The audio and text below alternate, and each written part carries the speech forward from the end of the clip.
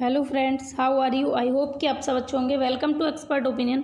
Discuss करेंगे friends आज हम DLED BTC 4th semester science के ऑब्जेक्टिव टाइप क्वेश्चंस और ये पार्ट 4 होगा।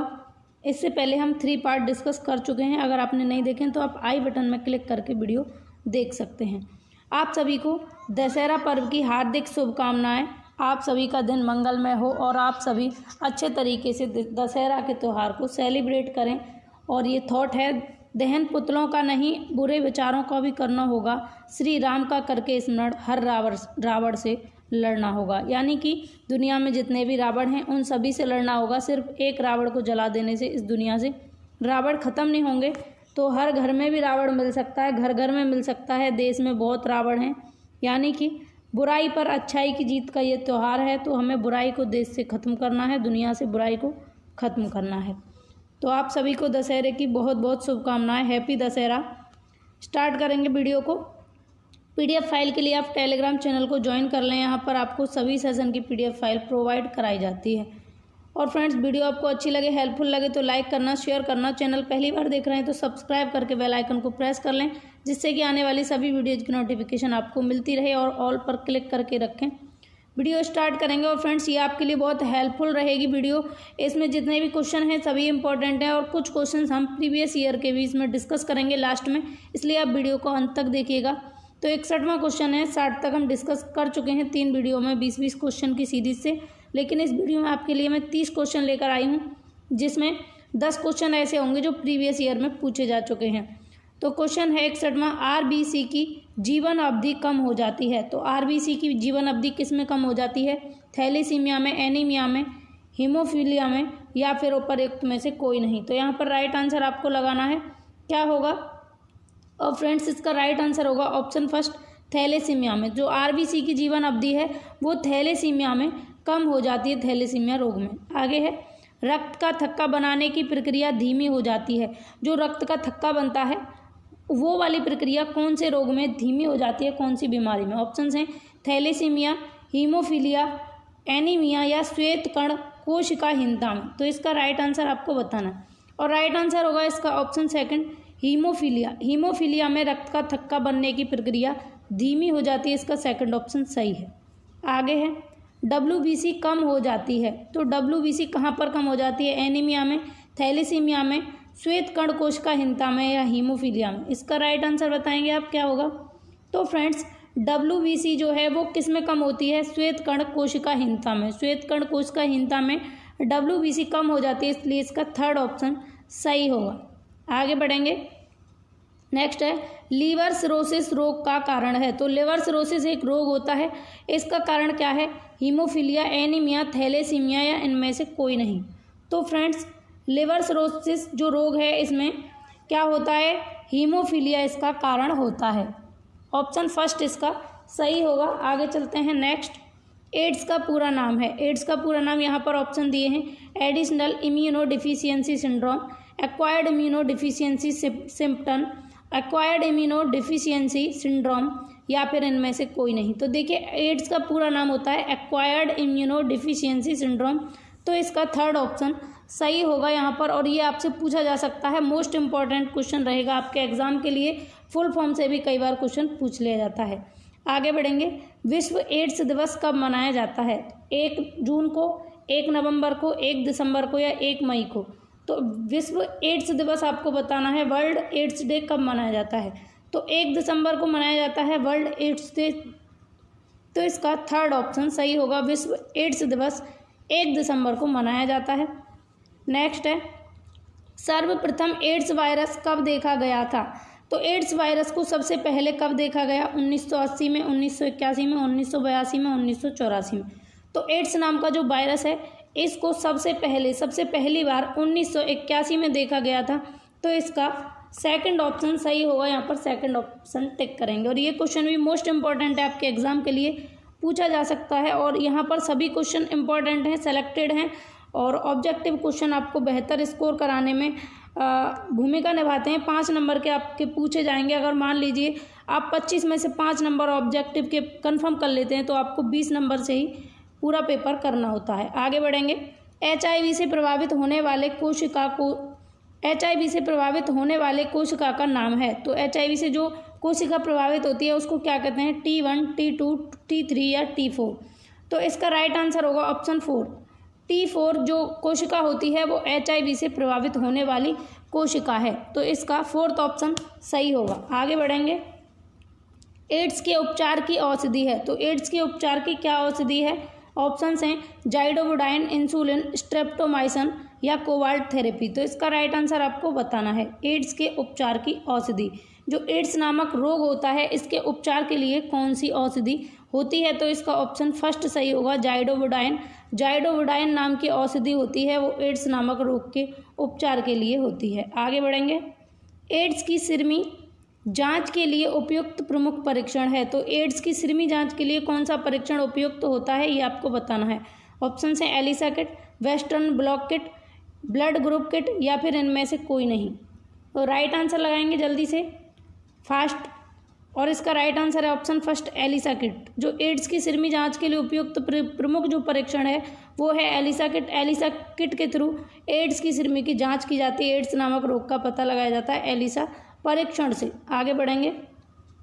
एड्स से बचने हेतु सावधानियां हैं। तो एड्स नामक जो बीमारी है इससे बचने के लिए क्या क्या सावधानियां आप रख सकते हैं, क्या सावधानियां बरत सकते हैं?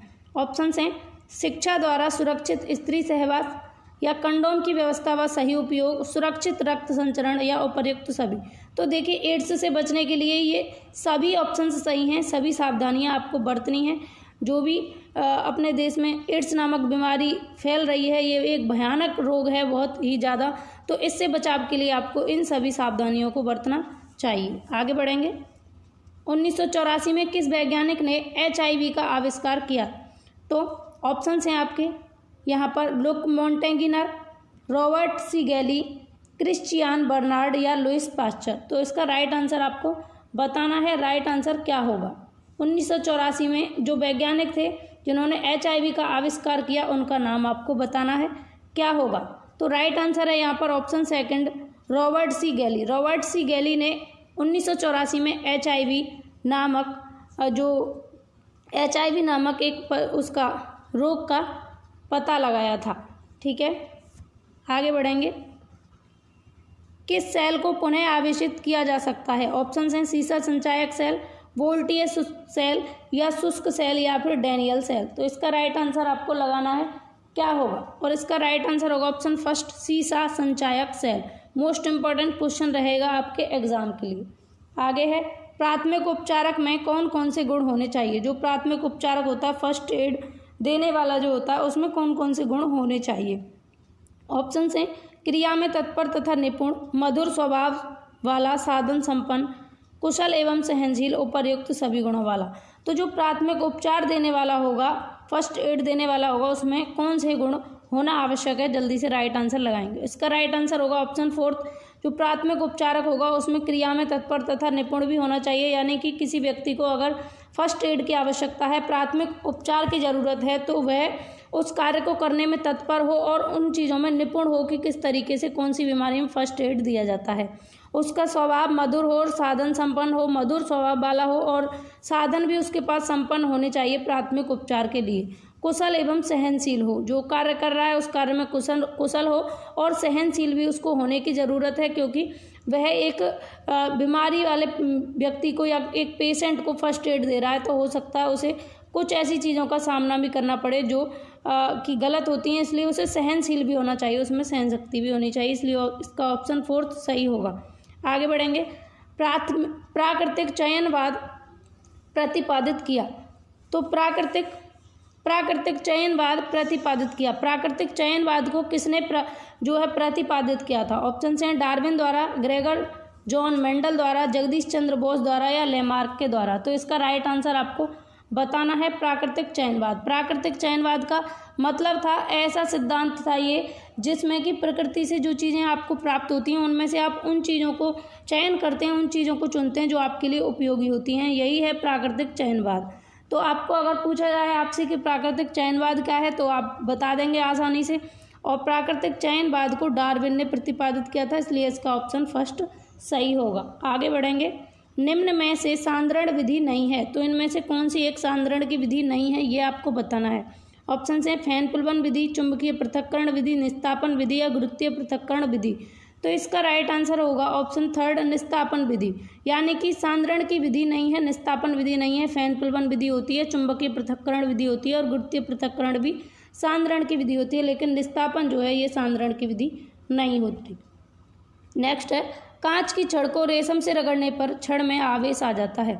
कैसा आवेश आ जाता है? धन आवेश, ऋण आवेश, दोनों आवेश, कोई आवेश नहीं। तो यहाँ पर राइट आंसर क्या होगा? जल्दी से लगाएंगे। और ये क्वेश्चन 2016 में पूछा जा चुका है, रिपीटेड क्वेश्चन है, मोस्ट इम्पॉर्टेंट रहेगा आपके एग्जाम के लिए, मोस्ट इम्पॉर्टेंट, क्योंकि 2016 में पूछा जा चुका है और अब भी पूछे जाने के इसके चांसेस हैं। तो कांच की छड़ को जब रेशम से रगड़ते हैं तब उसमें ऋण आवेश आ जाता है। आगे चलेंगे। आवर्त सारणी में किसी समूह में ऊपर से नीचे जाने पर, जब आवर्त सारणी, ये सारणी है मान लीजिए, तो इसमें ऊपर से जब आप नीचे की तरफ जाएंगे तब क्या होगा? आयनिक त्रिज्या घटती जाती है, सुचालकता घटती जाती है, घनत्व घटता जाता है या धात्विकता बढ़ती जाती है। तो कोई भी आवर्त सारणी में, जब आवर्त सारणी में ऊपर से नीचे की तरफ चलते हैं समूह में, तो धात्विकता बढ़ती जाती है। इसलिए इसका ऑप्शन फोर्थ सही होगा, फोर्थ ऑप्शन यहाँ पर राइट होगा। नेक्स्ट है, रुधिर का थक्का बनाने वाली रुधिर कणिका का नाम है। तो रुधिर का थक्का बनाने वाली रुधिर कणिका को क्या कहते हैं? लाल रुधिर कणिका, प्लेटलेट्स, श्वेत रुधिर कणिका या इनमें से कोई नहीं। तो राइट आंसर आपको लगाना है और इसका राइट आंसर होगा ऑप्शन सेकंड, प्लेटलेट्स। ये क्वेश्चन भी आपका 2017 में पूछा जा चुका है और यहाँ से जितने भी क्वेश्चन आएंगे सभी प्रीवियस ईयर से रिलेटेड आएंगे, सभी प्रीवियस ईयर में पूछे जा चुके क्वेश्चन हैं। तो रुधिर का थक्का बनाने वाली रुधिर कणिका का नाम है प्लेटलेट्स। नेक्स्ट है, एलिसा परीक्षण है हेपेटाइटिस का, क्षय रोग का, एड्स का या टाइफाइड का। तो मैंने आपको बताया था कि एक परीक्षण होता है एलिसा नाम का, किसके लिए होता है? एड्स के लिए होता है, इसलिए इसका ऑप्शन होगा थर्ड सही। यहाँ पर एलिसा परीक्षण किसके लिए है? एड्स नामक बीमारी के लिए। आगे चलेंगे। गैलेना किस धातु का अयस्क है? तो गैलेना जो है किस धातु का अयस्क है? जिंक का, लेड का, कॉपर का, एल्यूमिनियम का। तो देखिए अयस्क से भी पूछे जाते हैं क्वेश्चन कई बार और यहाँ से भी ये क्वेश्चन भी आपसे पूछा जा सकता है, इसलिए आप सभी क्वेश्चंस को ध्यान से देखेंगे। गैलेना जो है लेड धातु का अयस्क है, ऑप्शन सेकंड इसका सही होगा। आगे बढ़ेंगे। वातावरण और जीवधारियों के पारस्परिक संबंधों से क्या बनता है? तो जो वातावरण है, हमारा एनवायरनमेंट है, हमारे आसपास का जो वातावरण है उससे और जीवधारियों के पारस्परिक संबंधों से, जब जीवधारी और वातावरण दोनों मिलकर पारस्परिक उनमें संबंध बनते हैं एक दूसरे के साथ में, तब क्या बनता है? समुदाय बनता है, पारिस्थितिक तंत्र बनता है, जीवोम बनता है या फिर खाद्य जाल बनता है, ये आपको बताना है। तो वातावरण और जीवधारी, जो वातावरण एनवायरनमेंट और सभी जीवों से मिलकर उनके पारस्परिक जो संबंध होते हैं उनसे मिलकर के पारिस्थितिक तंत्र का निर्माण होता है, इसलिए इसका ऑप्शन सेकंड सही होगा। आगे चलेंगे। शुष्क सेल में किस पदार्थ की छड़ एनोड का काम करती है? फ्रेंड्स यहाँ पर 30 क्वेश्चन का कलेक्शन मैं आपके लिए लेकर आई हूँ और आउट ऑफ 30 आप कितने ठीक करते हैं ये भी आपको अपना स्कोर जरूर बताना है और कोशिश कीजिए कि ज़्यादा से ज़्यादा क्वेश्चन आपके सही हो सकें और यहाँ से आप अपनी तैयारी को भी पता लगा सकते हैं कि आपने कितनी तैयारी कर ली है और आपको भी कितनी तैयारी करने की ज़रूरत है। शुष्क सेल में किस पदार्थ की छड़ एनोड का काम करती है? कार्बन, सिलिकॉन, जर्मेनियम या बोरोन। यहाँ पर राइट आंसर क्या होगा? राइट आंसर होगा ऑप्शन फर्स्ट, शुष्क सेल में कार्बन की छड़ एनोड का काम करती है। आगे। रुधिर का थक्का बनाने वाली रुधिर कणिका का नाम है? ऑप्शन हैं लाल रुधिर कणिका, प्लेटलेट्स, श्वेत रुधिर कणिका, इनमें से कोई नहीं। तो राइट आंसर बताना है। अब मैंने आपसे पहले भी कहा था ये क्वेश्चन कई बार पूछा जा चुका है और ये दोबारा से आ गया। देखिए 2017 में भी पूछा गया और 2018 में भी ये पूछा गया, तो अब भी 2020 में पूछे जाने के चांसेस हैं। रुधिर का थक्का बनाने वाली रुधिर कणिका का नाम? राइट आंसर है प्लेटलेट्स, सेकंड ऑप्शन सही होगा। आगे है, निम्न में से दिष्ट धारा का प्रयोग करते हैं? ऑप्शन हैं पंखा, टॉर्च, टीवी, कूलर। तो दिष्ट धारा का प्रयोग किस में किया जाता है? 2018 में पूछा जा चुका क्वेश्चन है और राइट आंसर लगाएंगे आप। राइट आंसर होगा ऑप्शन सेकंड, टॉर्च। दिष्ट धारा का प्रयोग टॉर्च में किया जाता है। नेक्स्ट, पौधे एवं जंतुओं के बीच की कड़ी है। तो पौधे और जंतुओं के बीच की कड़ी क्या होगी? जंतुओं और पौधों के बीच की कड़ी आपको बतानी है। अमीबा, यूग्लिना, वायरस या फिर क्लेमाइडोमोनास। तो राइट आंसर क्या होगा? राइट आंसर होगा जंतु और पौधों की कड़ी को युगलीना कहते हैं। जंतु हैं और पौधे हैं, उनके बीच की कड़ी क्या कहलाएगी? युगलीना कहलाएगी। नेक्स्ट, चुंबकीय पदार्थ है। ऑप्शन हैं लोहा, पीतल, तांबा, रबड़। तो यहाँ पर चुंबकीय पदार्थ आपको बताना है, तो क्या होगा? बिल्कुल सरल क्वेश्चन है, लोहा होगा चुंबकीय पदार्थ। आगे बढ़ेंगे। लाल रक्त कणिकाओं का निर्माण होता है यकृत में, मस्तिष्क में, प्लाज्मा में, अस्थि मज्जा में। तो लाल रक्त कणिकाएं जो होती हैं उनका निर्माण कहाँ पर होता है, ये आपको बताना है। जल्दी से राइट आंसर टिक करेंगे। और राइट आंसर होगा इसका अस्थि मज्जा। ऑप्शन 4 सही होगा। लाल रक्त कणिकाओं का निर्माण अस्थि मज्जा में होता है। आगे है, विद्युत बल्ब के तंतु किस धातु का बना होता है? तो विद्युत बल्ब का जो तंतु होता है वो किस धातु का बना होता है, ये आपको बताना है। विद्युत बल्ब में एक तंतु होता है, वो किस धातु का बना होता है, ये बताना है। टंगस्टन, सिल्वर, एल्यूमिनियम, चांदी। तो विद्युत बल्ब में तंतु जो होता है वो टंगस्टन धातु का बना होता है। यहाँ पर ऑप्शन फर्स्ट सही होगा। आगे बढ़ेंगे। पीतल में होते हैं, ऑप्शन हैं CuSN, CuNi, CuZn या फिर MgAl। तो राइट आंसर लगाना है आपको, पीतल में होते हैं। तो राइट आंसर है यहाँ पर CuZn। ऑप्शन 3 सही होगा, पीतल में CuZn होते हैं। तो फ्रेंड्स ये थे आपके टॉप 30 क्वेश्चन, और आउट ऑफ 30 आपके कितने ठीक हुए अपना स्कोर जरूर बताएं। 30 में से आपने कितने सही किए। तो फ्रेंड्स इस वीडियो में बस इतना ही। PDF फाइल के लिए टेलीग्राम चैनल को ज्वाइन कर लें। मिलेंगे नेक्स्ट वीडियो में। चैनल को अभी तक आपने अगर सब्सक्राइब नहीं किया तो सब्सक्राइब करके बेल आइकन को प्रेस कर लें, जिससे कि आने वाली सभी वीडियोज़ की नोटिफिकेशन आपको मिलती रहेगी। और एक बार फिर से दशहरा की आप सभी को हार्दिक शुभकामनाएं। आप लोग अच्छे तरीके से दशहरा पर्व का आनंद लें। दशहरा में बुराई को ख़त्म करें और अच्छाई से फिर से अपने जीवन की शुरुआत करें। Take care. राधे राधे।